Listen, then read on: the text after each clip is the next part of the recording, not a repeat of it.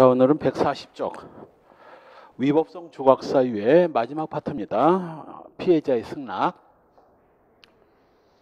지금까지 배운 게 뭐였죠? 정당행위, 정당방위, 긴급피난, 자구행위, 그리고 이제 피해자 승낙에 의한 행위.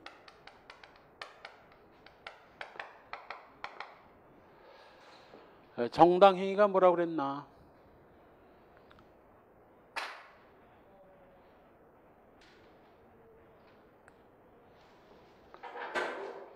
핵심은 생각나야지. 핵심.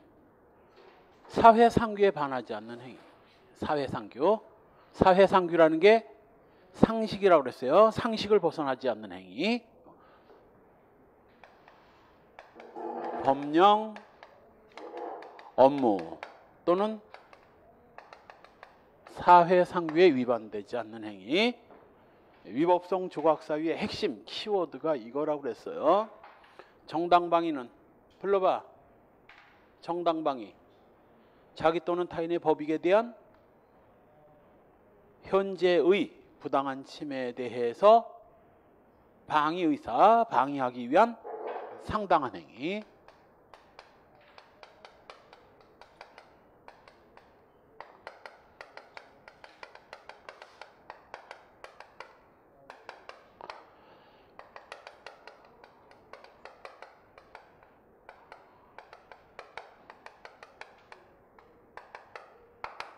그래서 부정대 정해관계고, 그래서 이 부정한 법익은 보호할 가치가 없기 때문에 정당방위로 인해서 보호되는 법익이 이 부정한 법익보다 더 경미한 법익이라도 정당방위가 가능하다. 긴급피난도 자기 또는 타인의 법익에 대한 현재의 위난, 부당한 침해일 필요는 없습니다. 위난, 그 대신 위난의 원인이 적법이건 민요네또 사건처럼, 위법이건 골목길 사건처럼 그건 상관없습니다. 피난 의사를 가지고 한 상당한 행위 벌하지 않습니다. 정대 정해 관계이기 때문에 반드시 보호되는 법익이 우월해야 된다고 그랬어요. 같아도 안다는 게 바로 민요네또 사건. 자구행위도 자기 요거 주의해야 된다고 그랬죠. 자기의 법익만 됩니다. 타인을 위해서는 원칙적으로 안 돼요. 그리고 현재 노노 이거 과거에 이미 부당하게 침해된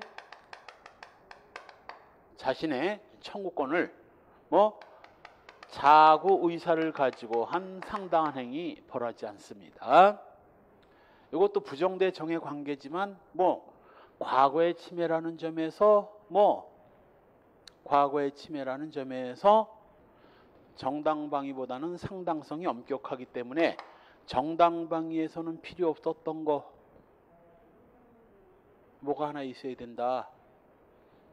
보충성이 원칙이 여긴 보충성이 필요로 하고, 긴급피난은 보충성뿐만 아니라 균형성, 보충성과 균형성 둘 다를 요구해서, 그래서 상당성을 갖추기 가장 까다로운 것부터 순서대로 바르게 파열한 것은 이것도 시험에 나왔다고. 자, 오늘 보게 될 피해자 승낙에 의한 행위.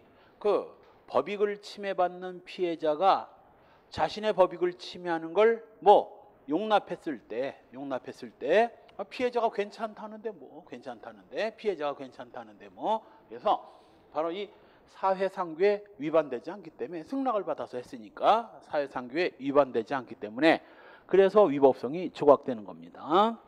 다만 이 양해와 승낙이 있는데, 양해는 소위 사전 승낙을 말하는 거고, 양해와 승낙 둘 다 사전에 승낙을 받는 거 맞지만, 이 양해는 구속요건 해당성이 사라지는 거고, 승낙은 구속요건은 인정되지만 위법성이 없어지는 걸 이걸 승낙이라고 해요. 따라서 소위 절도죄와 강간죄 같은 범죄에 있어서 사전에 승낙이 있으면 양해가 될 것이에요, 승낙이 될 것이에요? 이건 양해가 되는 겁니다. 왜? 강간이라는 건 강제로 해야 되기 때문에 승낙을 받아서 했다면 강제로 한 게 아니고 강제로 하지 않았다면 강간이 아니지. 이런 걸 화간이라고 그래요. 화간. 둘이 좋아서 하는 걸 화간이라고 그래요. 절도도 마찬가지야. 소위 뭐 상대방 의사에 반해서 훔쳐가는 것이 절도이기 때문에 상대방이 가져가도 좋다고 허락을 받았다면 이건 주는 걸 가져가는 거기 때문에 이건 절도의 구성요건에조차 해당하지 않는 겁니다. 그러나 경미한 상해나 폭행 같은 것들은 뭐 이건 구성요건에는 해당되지만 상대방이 승낙을 했기 때문에 뭐 위법성이 조각되는 거죠. 따라서 학생 하나가 제가 요즘 맨날 지각하고 정신을 못 차리니까 선생님이 해초리로 저 종아리를 좀 때려 주십시오. 몇 대 때려 줄까? 5대만 때려 주십시오. 정신 좀 차리게. 알았어. 뭐 학생이 공부하는데 도움이 된다는데 뭐 5대 인정사정 없이 때렸더니 나를 폭행죄, 상해죄로 고소를 한 거야. 된다 안 된다? 안 된다. 안 된다. 지가 때려달라고 해놓고 단 아무리 피해자 승낙에 의한 행위라 하더라도 뭐를 벗어나면 안 된다. 상식을 벗어나면 안 돼. 요즘에 그 저 동반 자살하느라고 저 여럿이 인터넷에서 만나가지고 번개탄 들고 펜션을 가는 경우가 많은데 펜션 주인은 웬 봉변. 특히 저 가평 이쪽에 이제 강원도에 펜션이 많고 주로 거기서 많이 죽으니까 경치가 좋아가지고 펜션 주인들이 아주 죽으려고 그래. 죽은 사람한테는 좀 미안하지만 뭐 뒤지려면 딴 데 가서 뒤지든가. 자기 집 펜션에 와가지고 뒤져버리니 짜증나지. 사람이 죽어 나간 방에서 누가 가서 자겠느냐고. 그런 인간 하나가 또 펜션 가서 죽으면 또 저 펜션 주인한테 민폐가 되니까 여러분을 찾아와서 자기를 좀 죽여달라는 거야. 목을 졸라서. 이거 뭐 죽여달라고 했으니까 피해자 승낙이니까 그냥 죽여버렸습니다. 자, 위법성 조각돼야 안 돼. 아무리 사람이 죽여달라고 한다고 해서 그 사람을 죽인다는 게 말이 돼. 무슨 죄가 되는 거야?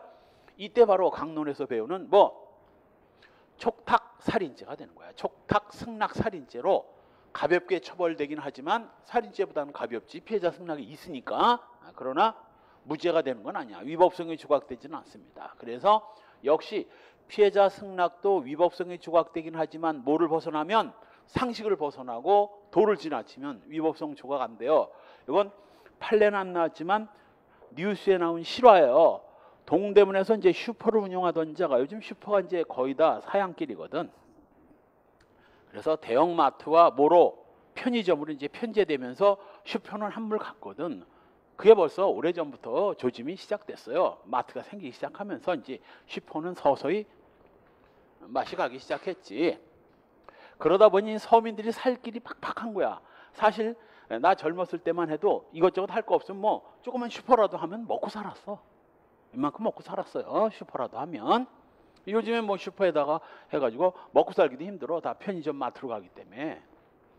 슈퍼를 운영하는 놈이 계속 그렇게 어려우니까 보험에 가입하고 상해보험에 가입하고 그것도 5군데. 지금 이제 여러 군데 가입하면 하나만 해줘요. 하도 이런 일이 많아서. 그때는 안 그랬어.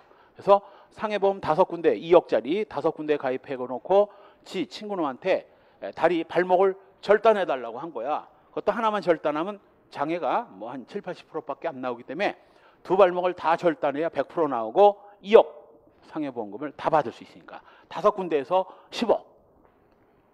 그래가지고 친구놈이 부탁을 하니까 더군다나 맨입이겠어? 내가 1억 10억 타면 너도 1억 정도 줄게. 그래가지고 부탁을 받고 발목을 잘랐다가 이제 탈로가 나지. 자, 그 친구놈 보험금 타먹겠다고 발목 잘라달라고 하는 친구 발목을 잘라준 놈. 자, 요거 피해자 승낙으로 위법성 조각된다 안 된다? 안 된다. 무식하게 남의 발목을 자른 놈이 어디서 아무리 승낙이 있다고 하지만 요거 중상해야. 중상해만 됩니까? 그 인간이 뭐 하려고? 보험 사기를 저지르려고 했으니까 이제 사기죄 방조인데 요건 주의해야 될 게 사기죄 방조범이 되려면 이제 오늘 오후 늦게 다음 주쯤에 배우겠네. 사기죄 방조범이 성립되려면 정범이 실행에 착수를 해서 구성요건과 위법성은 갖춰야 돼. 근데 이놈이 실행에 착수하기 전에 탈로가 나는 바람에 사기죄는 이제 예비에 그쳤고 사기죄는 예비 처벌 규정이 없기 때문에 무죄였습니다. 그래서 이놈도 그 부분이 무죄였지. 만일 이 자식이 보험금까지 청구했다면 얘도 사기미수고 요놈은 뭐 중상해죄다 사기미수죄까지 다 성립되는 거야. 바로 그때 친구의 발목을 절단해 준 거, 동의를 받고 절단해 준 거, 아무리 피해자 승낙이 있다지만 뭐 사회상규를 벗어나기 때문에 위법성 조각 안 됩니다. 따라서 네 번째 줄, 양자를 구별하는 견해에 의하면 양해는 동의가 있으면 처음부터 구속요건 해당성조차 없는 거고, 강간죄, 체포감금, 주거침해, 비밀침해, 절도 같은 거고, 승낙은 피해자 동의가 구속요건에는 해당되지만 위법성이 조각되는 경우입니다. 상해죄, 폭행죄 같은 것들이 여기에 해당되죠. 바로 아래 판례가 유명한 뭐 밍크 45마리 사건입니다. 자, 요것도 또 웃기는 게 이 A가 B한테 밍크 농장을 매각을 했어요. B가 A로부터 이제 밍크 한 200마리를 넘겨받아 가지고 밍크 농장을 이제 매수해서 운영하고 있는데, 어느 날 갑이란 놈이 찾아와 가지고 아니 이거 A 농장 아닙니까? B가 아니 내가 몇 달 전에 사들였다. 아 그래요? 아 근데 밍크 45마리 얘기 안 해요? 45마리가 뭐요? 그거 내 거예요. 내가 A한테 맡겨놨는데 A 자식이 내 거란 얘기도 안 하고 팔아먹었다는 거예요? 그런 말 안 하던데. 이 나쁜 자식이네. 일단 45마리 내놓으시고 내 거니까 내 45마리 내 얘기하면서 A한테 값 돌려달라고 하세요. 그래가지고 B가 갑한테 45마리를 주고 A를 찾아가서 뭐라고? 이 자식아 45마리는 값고래매 왜 너 그것까지 나한테 팔아먹었어? A가 뭐라 그래? 이 자식이 자다가면서 봉창 두드리는 소리야. 뭘 45마리가 뭐? 어떤 놈이 와가지고 니한테 45마리 맡겨놨다고 하던데 그래서 달라고 해서 줬어. 이 멍청한 자식 같으니. 그럼 그 뭐야? 옛날에 우리 농장에서 하루 며칠 일하다 간 놈인가? 그거 나를 어떻게 알아? 45마리는커녕 4마리도 맡긴 적 없어. 다 내 거야. 맞아. 네가 속은 거야 이 멍청한 놈아. 자, 이때 바로 이 갑은 B한테 혹시 절도죄 되냐 안 되냐 하는 거야. 절도죄 된다 안 된다? 안 된다. 왜?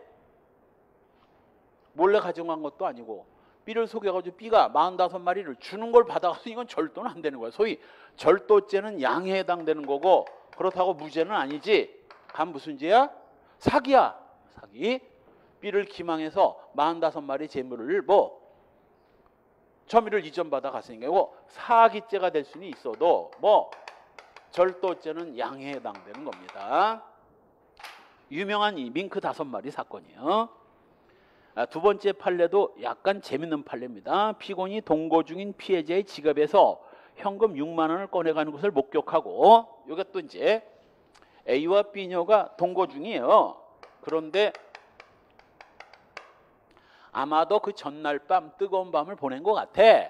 그리고 주로 이 A가 논팽이고 직업이 없는 논팽이고, B녀가 이제 돈 좀 있는 여자지. 뜨거운 밤을 보내서 이 B녀의 지갑이 방바닥에 떨어져 있으니까 A가 B녀의 눈치를 보면서 돈 6만 원을 꺼내는 거지. 이때 B녀가 뭐 A가 자기 지갑에서 돈 6만 원을 꺼낸 걸 보고도 만류를 한다든가 뭐 제지를 하지 않았습니다. 그냥 가만히 보고만 있었어요. 이게 뭐야? 어젯밤에 수고했으니 뭐 꺼내가도 좋다는 암묵적인 승낙 아니냐고. 이게 바로 소위 말하는 묵시적 승낙이야. 자, 만일 A가 꺼내가는 것을 B녀가 원치 않았다면 B녀가 어떻게 했을까? 야, 이 자식아, 너 왜 남의 지갑에 손대? 비계를 던지던가 뭘 던져가지고 지갑에서 손을 떼게 할 텐데, 보고도 가만히 있다라는 건 꺼내가는 것을 암묵적으로 승낙을 했다는 얘기죠. 이게 바로 그 유명한 묵시적 승낙이야. 승낙은 명시적으로도 가능하지만 묵시적으로도 가능합니다. 이게 바로 묵시적 승낙이야. 나중에 이제 뭐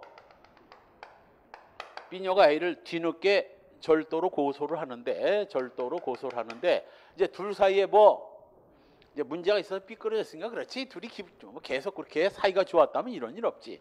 대부분 이제 남녀가 사귀다가 헤어지고 난 뒤에는 뭐 여자가 남자를 강간죄로 막 고소하는 경우도 많습니다. 왜? 강제로 당했다고.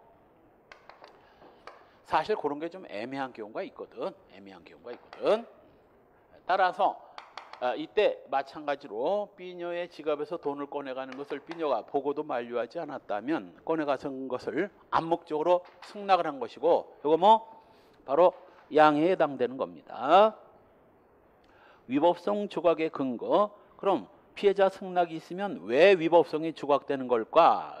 첫 번째 줄 끝부분 사회적 상당성설, 이 책에서는 법률 정책설이 다수설이라고 하는데, 사회적으로 승낙을 받고 했다면 상식을 벗어나지 않으니까 상식을 벗어나지 않는 행위로서 위법성이 조각된다 봐도 별 문제 없습니다.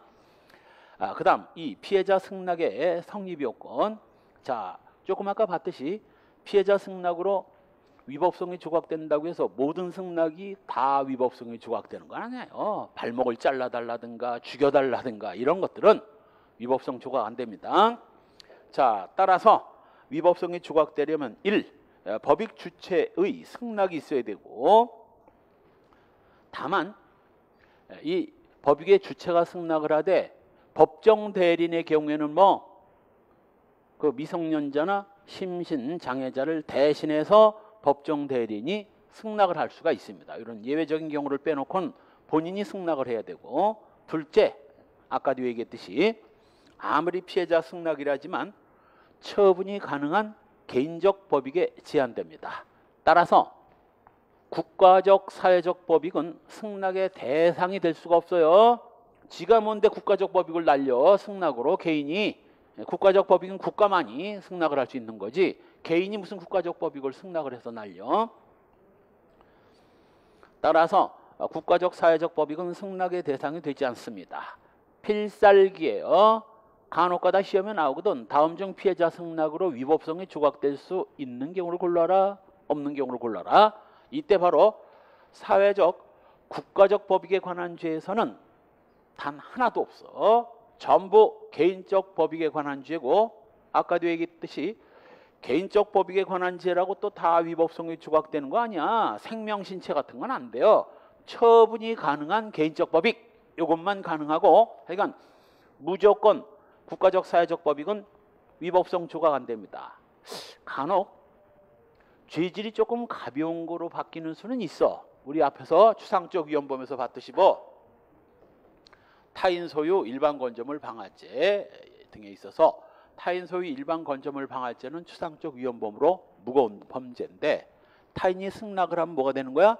자기 소유 일반 건조물 방화죄로 죄질이 좀 가벼운 범죄로 바뀌는 경우는 있어도 위법성이 조각되는 경우는 한 건도 없습니다. 동그라미 2번 개인적 법익이라도 처분이 가능한 법익이어야만 됩니다. 그래서 바로 아래 판례, 아무리 피해자 승낙이라지만 두 번째 줄 끝부분, 그 승낙이 윤리적 도덕적으로 사회상규에 반해서는 안 된다. 사회상규. 유효한 승낙, 이때 승낙을 할 때는 승낙을 유효하게 해야 되는데, 그러기 위해서는 승낙을 하는 자가 승낙의 의미를 이해할 수 있어야 돼. 따라서 완전 미친 사람이 이 추운 날 역 앞에서 서성거리니까 아이고 미쳐가지고 참 왜 인생 그렇게 사냐? 나 같으면 진작에 죽었겠다. 그 미친 사람이 그래요? 죽여주세요. 그래? 피해자 승낙. 그래가지고 죽인다고 위법성이 조각되겠어요? 그때 그 미친 사람의 승낙은 승낙이라 할 수 있다 없다? 없다. 승낙이라고 볼 수도 없습니다. 정상적인 승낙이 아니거든. 따라서 두 번째 줄 중간 사기, 강박, 착오, 농담 같은 것들은 승낙이 될 수가 없고, 이 승낙은 원칙적으로 행위 전 또는 아무리 늦어도 행위 시까지는 있어야 됩니다. 사후 승낙은 효력이 없어요. 사후 승낙은 경우에 따라 재판을 받을 때 정상 참작, 양형 사유가 될 수는 있어도 범죄 성립과는 털끝만큼도 영향이 없습니다. 그 다음 승낙의 표시 방법에 대해서는 의사 방향설, 의사 표시설들이 있지만 그냥 어떤 방법으로든 외부에서 인식할 수 있도록 표시되면 충분합니다. 따라서 명시적 승낙은 물론 묵시적 승낙도 유효하고 바로 묵시적 승낙이 조금 아까 봤던 뭐 앞 페이지에서 봤던 요 동거녀 지갑 사건, 동거녀 지갑 사건이 바로 그 묵시적 승낙의 대표적인 예입니다. 한편 4. 피해자의 승낙은 언제든지 자유롭게 처리할 수 있고 철회의 방법에는 아무런 제한이 없습니다. 따라서 이 인간이 지갑을 뒤질 때는 맨 처음에는 순간 어젯밤에 수고했으니까 그냥 봐주고 싶은 생각이 들었는데 꺼내는 액수를 보니까 너무 많은 거야. 한 5, 6만 원 꺼낼 줄 알았더니 이 자식이 20만 원, 30만 원 꺼내 이 자식이 어디 5, 6만 원이나 꺼내가지고 어디 2, 30만 원을 꺼내가 하고 승낙을 처리할 수도 있는 거예요. 손 띄라고. 철회 방법에는 제한이 없습니다. 바로 밑에 판례. 소위 승낙의 철회에 대한 문제인데 두 번째 줄 끝부분. 갑의 상가 건물에 대한 임대차 계약 당시 갑의 엄마 을에게서 인테리어 공사 승낙을 받았는데 이후 우리 임대차 보증금 잔금을 미지급하고 민기적거렸던 거죠. 그랬더니 이 을이 잔금을 안 주니까 잔금을 안 주고 인테리어 공사만 하니까 잔금 날짜가 벌써 10일이 지나고 있는데도 잔금을 안 주고 인테리어 공사만 하니까 짜증을 냈겠죠. 을이 와가지고 당신 잔금을 안 주고 왜 인테리어 공사만 하느냐. 잔금 완납될 때까지 당장 인테리어 공사는 스톱하라 라고 이제 네 번째 줄 공사를 중단하고 나가 퇴거할 것을 명했더니 인간이 도끼를 집어던져 상가 유리창을 깨버립니다.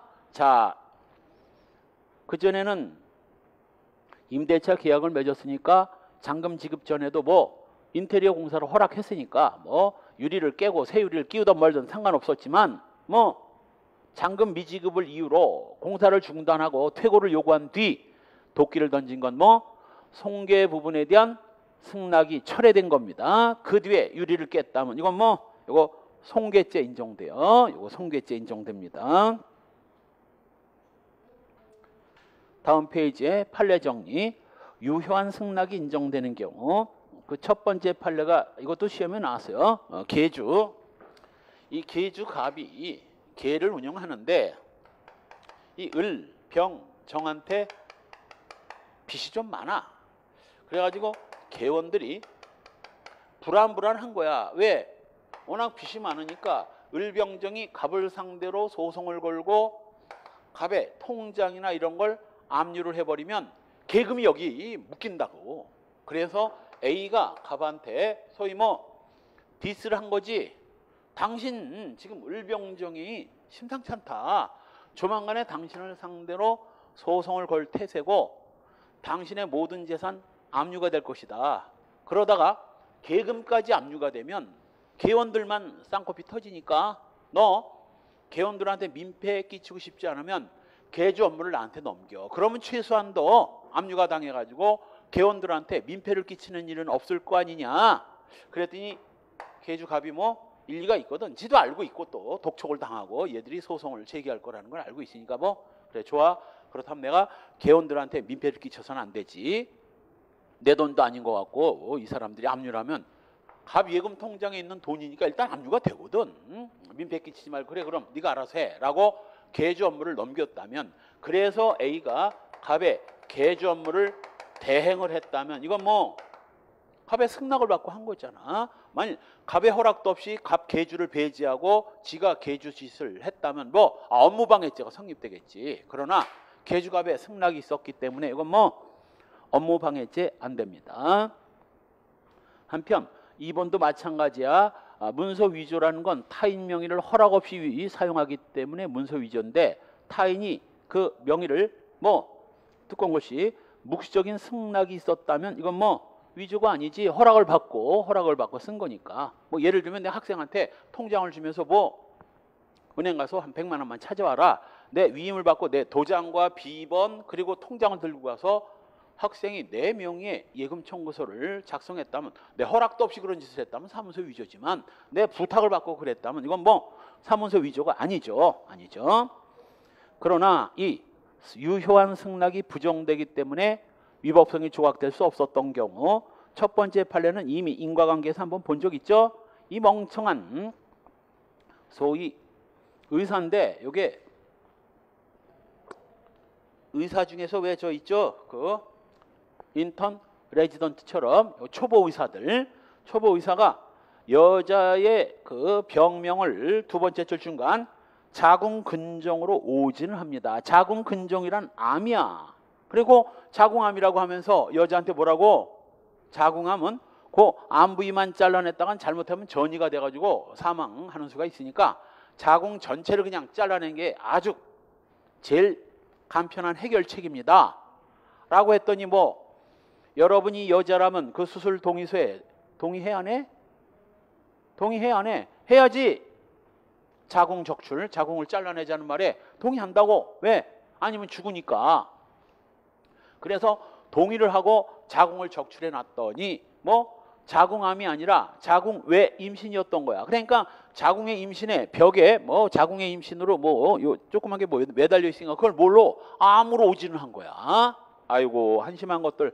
그래서 우리나라 속담에 뭐가 있어요? 선무당이 사람 잡는다. 내공이 떨어지는 의사가 내공이 떨어지면 전문가한테 좀 보여주는 거 하지. 암 덩어리인지 그게 자궁 외 임신인지도 구별 못하는 의사가 그게 의사야? 이때 다섯 번째 줄 뚜껑 글씨 그 승낙은 정상적인 승낙이다 아니다. 만일 그 여자가 그 부녀가 그 자궁암이 아니라 자궁 외 임신이었다면 뭐 자궁 적출에 대해서 동의를 했을 리가 없지. 누가 자궁이란 남자로 말하면 뭐 고추 음경과 다를 바 없는 건데 여성의 상징 아닙니까? 여기서 함정이 바로 뭐 여기는 안 나오지만 이 부녀자가 이미 나팔관 이상으로 임신은 안 되는 여자였어. 아니 임신 안 된다고 잘라내나? 그럼 이 생식기 작동 안 하면 잘라버려야 되나? 당연하잖아요. 왜 잘라 그걸? 임신이 안 된다고 자릅니까? 쉬운 말로 멍청한 의사가 자궁암이라고 오진을 하고 수술 동의서에 승낙을 받았다면 이건 뭐 정상적인 승낙 아닙니다. 무슨 죄야 그럼? 여긴 죄명을 죄 빼놨어. 끝에다가 뭐 업무상 과실치상죄. 시험에 나온 거야 이것도. 업무상 과실치상죄야. 멍청한 의사가. 나 이런 거 제일 싫어합니다. 이런 인간들. 아마추어들. 허접하게 잘 알지도 못하는 주제에 뭐 아마추어면 아마추어답게 행동을 해야지 프로처럼 행동하다 이런 짓 하는 거. 내가 아주 저 차고 치러 가면 열받아. 차고 치러 가면.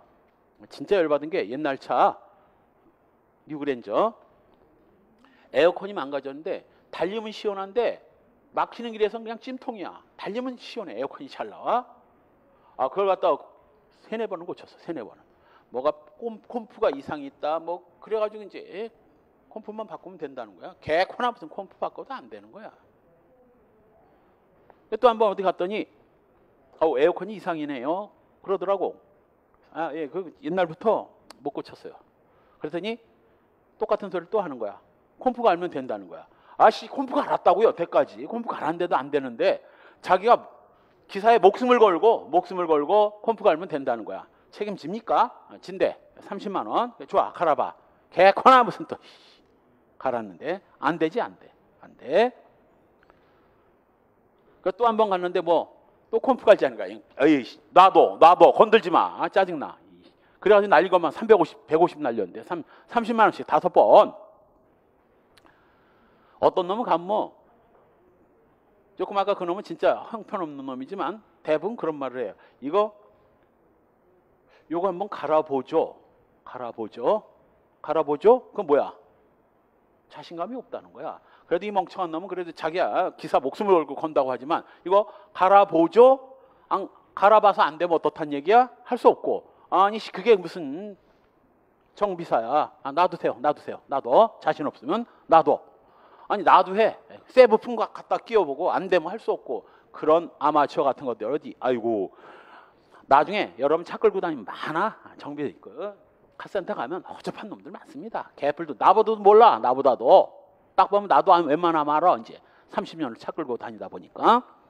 바로 이 아마추어 같은 의사가 자궁암인지 자궁 외 임신인지도 모르고 자궁암이라고 알려주고 수술 동의를 받았다면 그건 정상적인 동의가 아닙니다. 두 번째, 유명한 안양 애양공원 공중화장실 침입 강간 사건입니다. 두 부부가 애양공원에 놀러 갔다가 이제 공원에 놀러 갔다니 유원지니까 술도 먹고 뭐 그래서 화장실에 갔는데 알다시피 보통 유원지 화장실은 하나로 돼 있으면서 반을 남자 반을 여자 이렇게 쓰잖아. 부인이 여자 화장실에 갔는데 여자 화장실에서 비명 소리가 들리는 거야. 자기 부인 목소리. 그래서 황급히 이를 보고 와서 문을 열어봤더니 갑이란 놈이 자기 부인 화장실 안에 들어가서 부인을 성폭행을 하는 현장을, 또 공원 화장실은 위에가 좀 비었잖아. 올라가면 보인다고. 어이가 없는 일이. 그래서 A가 뛰어들어가서 갑을 체포한 사건입니다. 그런데 왜 이 일이 벌어졌느냐면 이 갑이 B녀 화장실에 이제 남자인데 노크를 했는데 갑 말에 의하면 술이 취해서 화장실에 갔는데 남자 화장실인지 여자 화장실인지 술이 취해서 잘 모르고 화장실을 노크를 했는데 여자가 문을 열었다. 여자가 용변을 보면서 문을 여니까 뭐 들어오라는 사인으로 보였다. 자기는 들어오라고 그런 줄 알았다. 그리고선 들어가서 뭐 B녀가 비명을 지르고 하니까 문을 걸어 잠그고 성폭행을 시도하다가 발을 밟아가지고 상처까지 입혀요. 상처까지. 자, 이건 이 인간이 벌써 말이 거짓말이 뭐야?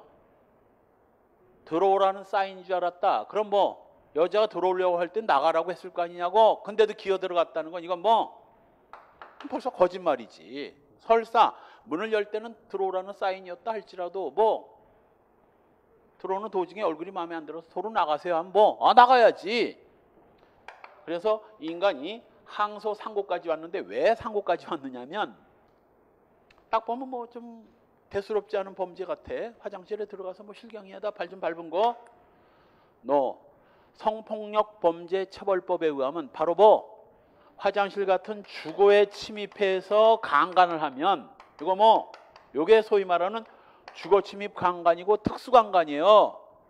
무기는 없지만 뭐 굉장히 무거운 범죄고 발에 상처까지 입혔다면 뭐 주거 침입 강간 치상죄가 되고 이렇게 되면 거의 뭐 살인죄 법정형의 버금가. 사형이 없는 뭐 무기 또는 5년 이상의 징역이야.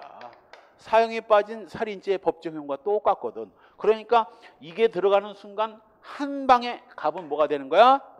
인생 쫑나는 거거든. 그래서 항소 상고를 해가지고 강간치상을 인정하지만 주거 침입은 아니다. 문을 열어가지고 들어간 거다 하고 구차한 변명을 했지만 대법원이 뭐 안 받아줬습니다. 이거 주거 침입 강간죄 인정된다. 주거 침입 강간 인정되고 뭐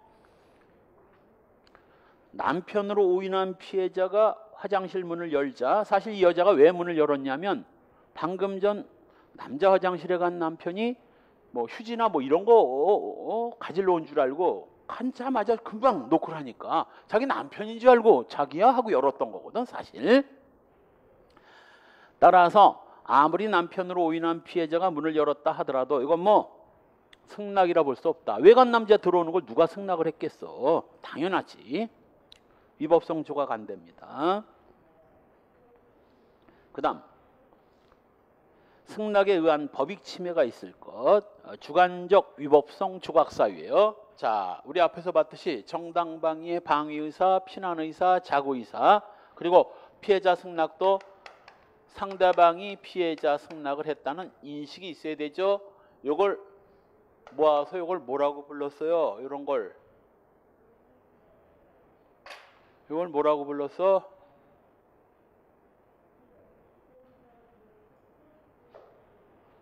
주관적 정당화 요소라 불렀죠. 이걸 주관적 정당화 요소. 즉, 이 주관적 요소가 있어야 위법성이 조각돼서 적법행위, 정당한 행위가 되는 거예요. 그래서 주관적 정당화 요소라고 했고 요 반대 개념이 뭐라고 그랬어요? 요 반대 개념이 주관적 위법 요소, 주관적 위법 요소. 요 주관적 요소가 있어야만 뭐 위법해지는 거. 뭐 고의 과실 같은 것들이 이게 주관적 위법 요소 아닙니까? 그래서 요거 주관적 정당화 요소가 있어야 위법성이 조각돼서 적법 행위가 되는 겁니다. 그 다음 법익 침해 행위, 과실에 의해서도 가능하고 승낙에 의한 행위의 상당성, 그 행위가 적어도 사회상규에서 벗어나서는 안 됩니다. 사회상규를 벗어나면 위법성 조각 안 돼요. 바로 다음 페이지에 첫 번째 판례, 폭행을 하다가 사람을 사망에 이르게 한 거. 그 대표적인 게 2번 판례입니다.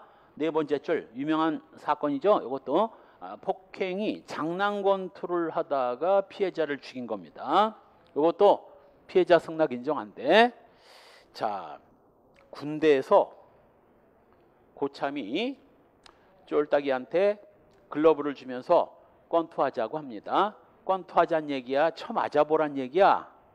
쳐 맞아보란 얘기거든. 이건 외형적으로는 권투, 장난 권투일 것 같지만 뭐 애 패 죽이는 거지. 그래 또 패다가 죽었어. 장파열로.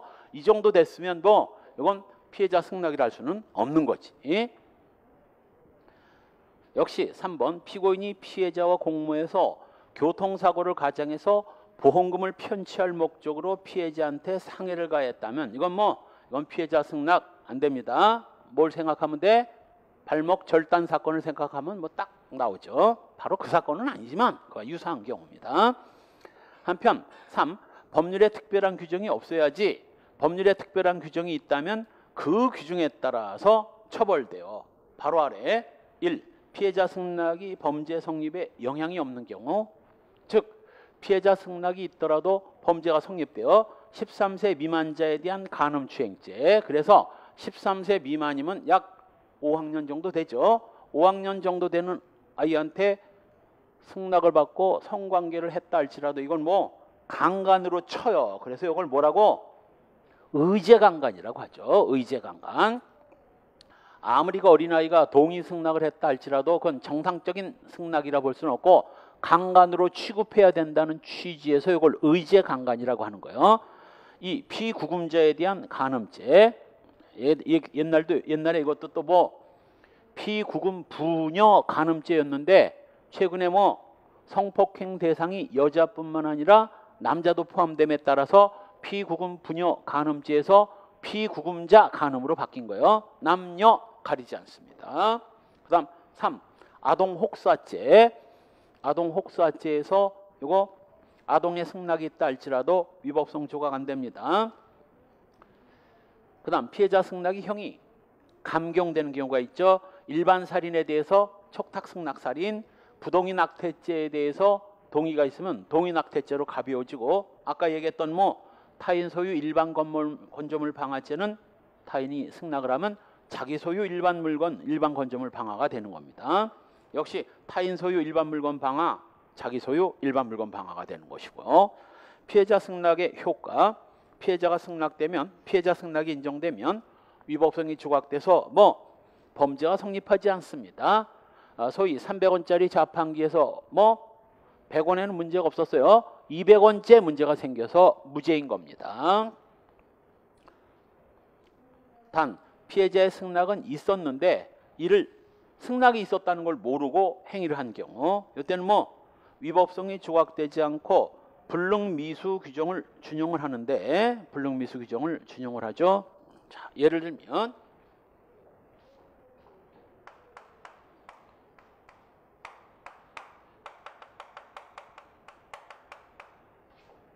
A가 B를 폭행을 했어요. B가 저를 따끔하게 혼내주세요. 이건 이제 말로 따끔하게 혼내주라는 의미였는데 뭐 때려달라는 의미인 줄 알고 패버렸다면 이건 뭐 피해자 승낙이 없는데 있는 걸로 착각한 경우고, 이건 없는데 있는 걸로 착각한 경우고, 반대로 뭐 저를 따끔하게 혼내주십시오. 이게 뭐 그냥 때려달라는 의미인데 승낙인데 A는 그걸 뭐라고? 혼내주십시오. 그냥 말로만 혼내주십시오라고 생각을 했어요. 근데 말로 혼내주다가 뭐 흥분해가지고 열받아가지고 2대 때렸습니다. 자, 이 두어 대 때린 거 이미 뭐 피해자가 승낙을 했죠? 근데 승낙이 없는 걸로 착각을 한 거지. 이게 일종의 뭐 불능미수야. 이미 승낙을 해서 뭐 죄가 안 되는 걸 죄가 된다고 착각을 하고 있으니 이걸 불능미수 규정을 적용해서 불능미수는 곧 이어서 보게 되겠지만 임의적 감면을 하거든. 근데 여기 빠진 게 있어요. 불능미수 규정을 준용을 하는데 요거 행위 반가치 때문일까? 결과 반가치 때문일까?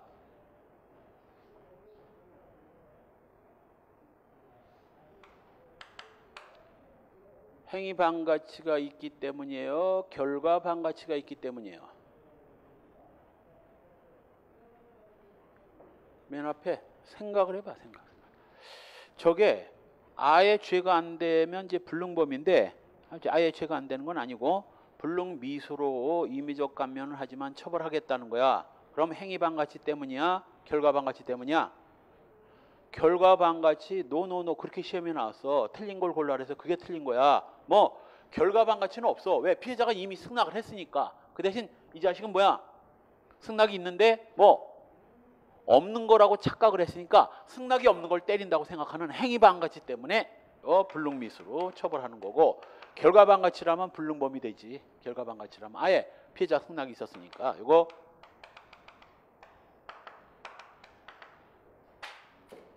행위 반가치는 남음으로 불능미수로 처벌하지 않은 거예요. 결과 반가치는 없지만 행위 반가치가 있으므로 불능미수로 처리하지 않은 겁니다. 반대로 피해자 승낙이 없는데도 있다고 착각을 했다면 이거는 위법성 조각 사유의 전제 사실에 대한 착오, 즉 위법성의 착오야. 승낙이 없어서 위법한 걸 승낙이 있어서 위법하지 않다고 착각한 게, 이게 우리 저 앞에서 봤던 뭐와 비슷해? 오상방이 오상피난과 비슷하죠. 정당방위 상황도 아닌데 위법성이 조각되는 정당방위 상황이라고 착각을 한 거. 일종의 뭐 오상승낙 정도로 볼까? 그런 말은 없는데 이제 쉽게 생각하면 오상승낙. 그다음 추정적 승낙. 추정적 승낙이란 피해자의 현실적인 승낙은 없었지만 행위 당시에 객관적 사정을 비추어 볼 때 틀림없이 피해자가 당연히 승낙했을 거라고 기대되는 경우입니다. 예를 들면 옆집에 불이 나가지고 뭐 불을 꺼주기 위해서 옆집에 들어갔다면 뭐 그 집에 불을 꺼주기 위해서 들어간 거니까 주거 침입죄에 뭐 피해자 승낙이 있다고 추정하는 거죠. 법적 성질 시험에 한번 나온 적이 있습니다. 오래전에. 이 피해자 추정적 승낙은 피해자 승낙의 일종이다. 노노노노. 피해자 승낙과는 완전 별개의 해석상 인정되는 뭐 위법성 조각 사유로 보는 게 우리 다수설입니다. 요점에서 소위 의무의 충돌과는 달라요. 의무의 충돌은 뭐라고 그랬어? 긴급 피난의 일종으로 봐서 위법성 조각을 인정한다고 그랬죠. 그러나 추정적 승낙은 피해자 승낙의 일종이 아니라 피해자 승낙과는 완전 별개의 그냥 해석상 인정되는 위법성 조각 사유로 보는 게 이게 우리 다수설입니다. 그래서 두 번째 줄 피해자 승낙 가능성에 연결되면서 뭐 독자적 구조, 즉 피해자 승낙과는 전혀 별개의 독자적 위법성 조각 사유 중에 하나, 해석상 인정되는 위법성 조각 사유로 봅니다. 피해자 승낙의 유형, 피해자 이익을 위한 경우, 뭐 이웃집 불이 나서 불을 꺼준다든가, 뭐 넘쳐 흐르는 수돗물을 잠근다든가, 또 자기나 제3자 이익을 위한 경우도 피해자의 승낙이 추정되는 경우도 있습니다. 손님이 거실에서 탁자 위에 주인 담배를 피우는 경우, 보통 주인이 탁자 위에 담배를 놔뒀다는 건 뭘 의미해요? 손님들 기다리기 무료하면 담배나 태고 계세요 라는 의미로 추정할 수 있죠. 추정적 승낙의 요건, 법익 취지에 처분할 수 있는 법익이어야 되고, 결정적으로 이 현실적 승낙이 불가능해야 됩니다. 현실적 승낙이 가능하다면 반드시 현실적 승낙을 받아야 돼요. 따라서 아까 봤던 뭐 이웃집 화재로 불을 꺼주기 위해서 들어간 경우 그 이웃집 주민이 집에 있으면 뭐 승낙을 받고 가면 돼. 거기 근처에 있으면 내가 들어가서라도 꺼드릴까요? 하고 승낙을 받고 들어가면 되지. 주인이 있는데 승낙도 없이 들어가. 따라서 현실적 승낙이 불가능할 때에만 추정적 승낙이 인정됩니다. 그 다음 세 번째, 적어도 누가 보더라도 그런 상황이라면 피해자가 승낙했을 것이라고 객관적으로 인정돼야 됩니다. 자, 따라서 A가 길을 가다가 B가 엎어진 자동차 안에 의식을 잃고 쓰러져 있어요. 경유차는 좀 덜한데 휘발유차는 잘못하면 뭐 뒤집어지면 펑 하거든. 우리나라에서 있었는데 그 마티즈인가 스파크 끌고 가던 사람이 부딪혀가지고 의식을 잃었는데 버스 기사가 가서 꺼내주더만. 꺼내주자마자 몇 초 후에 그냥 퍽 하고 폭발했어요. 그 버스 기사 아니었으면 그 사람 죽었습니다. 폭발과 동시에. 이때 바로 그 버스 기사의 행위가 얼마 전에 뉴스에 나왔잖아. 10일 전쯤에 굉장히 용감한 시민. 나 같았으면 섣불리 못 갔을 겁니다. 왜? 휘발유 퍽하면 자기도 화상이고 잘못하면 죽을 수 있는데. 이때 바로 B는 의식을 잃고 쓰러져 있고 어떻게 해서라도 문을 부수고라도 B를 꺼내줘야 되는데 이때 바로 B의 승낙 없이 B를 꺼내줬습니다. 자, 객관적으로 봐서 여러분이 B라면 승낙했을 것 같아? 안 했을 것 같아? 당연히 했지. 당연히. 이렇게 객관적으로 승낙이 추정될 수 있는 경우여야 됩니다. 마지막으로 양심에 따른 심사, 가급적 피해자한테 피해가 가장 적은 방법으로 가급적 양심에 따른 심사를 해야 됩니다. 마지막 5. 추정적 승낙의 효과. 그래서 피해자 승낙과 마찬가지로 추정적 승낙도 위법성이 조각돼서 범죄는 성립될 수 없는 겁니다. 바로 밑에 판례도 마찬가지예요. 아까 말한 문서 위조죄에서 피해자 승낙이 있으면 위법성이 조각되듯이 사실은 문서 위조죄에서는 피해자 승낙이 있으면 구성 요건이 조각되죠. 사전에 승낙을 받았으니까. 이때 바로 승낙은 세 번째 줄 중간 줄침 부분 명의자의 명시적 승낙이나 동의가 없다는 것을 알고 있으면서도 명의자 이외자의 의뢰로 문서를 작성하는 경우 명의자가 문서 작성을 알았다면 승낙했을 것이라고 기대하거나 예측한 것만 갖고는 안 돼. 객관적으로 봐서 당연히 승낙했을 거라고 추정을 해야지 아마도 승낙을 하지 않았을까? 요거 안 돼. 요거.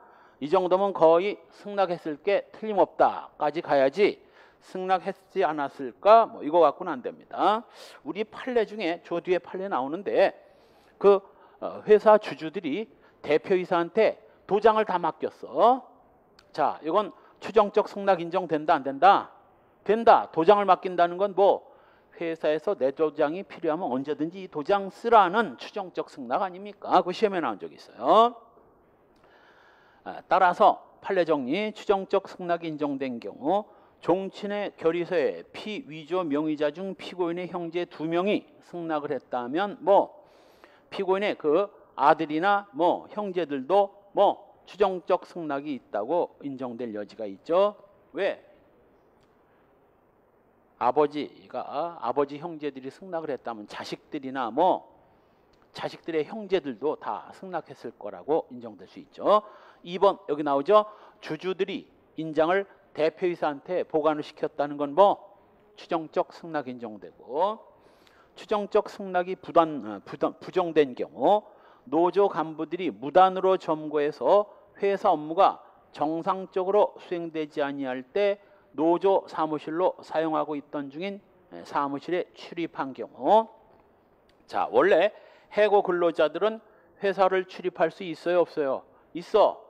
해고의 부당성을 주장하면서 회사 인사과에 가서 나를 해고한 이유가 뭐냐라는 따질 수도 있고 무효 소송을 걸기 위해서 자료도 필요하고 회사 드나들 수 있습니다. 단 회사를 드나들더라도 정상적인 상황에서 인사과에 특히 이제 회사 정문에 가면 뭐가 있어요? 경비원이 이 방문증을 주잖아. 방문증 발급받고 적법하게 들어갔어야지. 노조들이 회사를 점거해가지고 회사가 마비되고 있는 상황에서 거길 왜 기어들어가? 이건 승낙 인정 안 됩니다. 역시 2번 건물 소유자라고 주장하는 피고인과 그걸 점유 관리하고 있는 피해자 사이에서 건물에 대해서 소유권 분쟁이 계속되고 있습니다. 네 거다 내 거다. 이런 상황에서 뭐 피고인이 점유 관리하고 있는 건물에 침입했다면, 이건 내가 첫째 시간에 얘기했죠. 전세 계약 끝나고 안 나가더라도 거기 들어가면 불법 침입이라고. 요거 주거 침입입니다. 추정적 승낙 인정 안 돼요.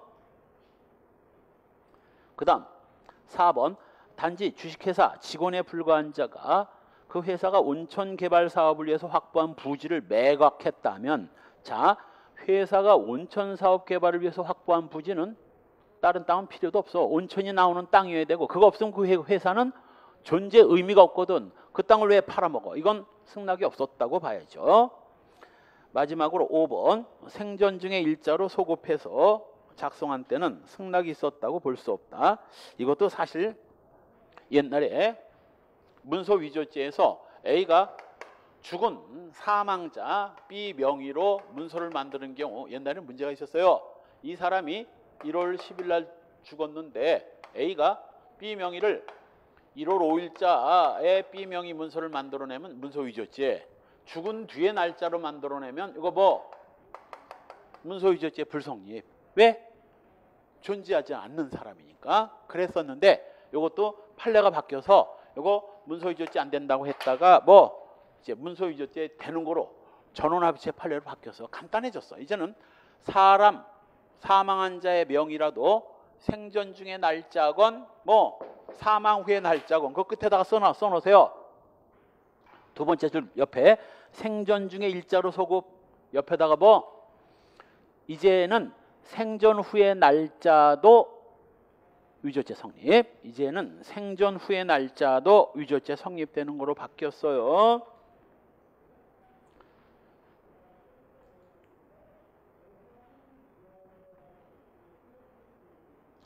다음 정당 행위인데, 정당 행위는 우리 받고